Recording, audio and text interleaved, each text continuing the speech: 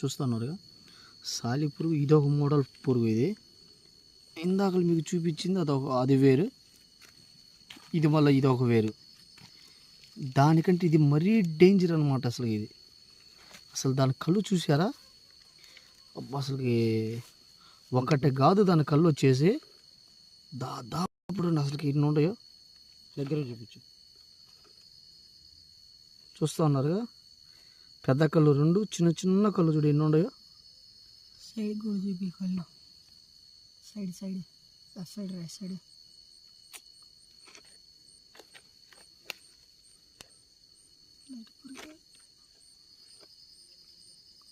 flash పడుతుంది చూడు, flash light తీసేసి లైట్ అది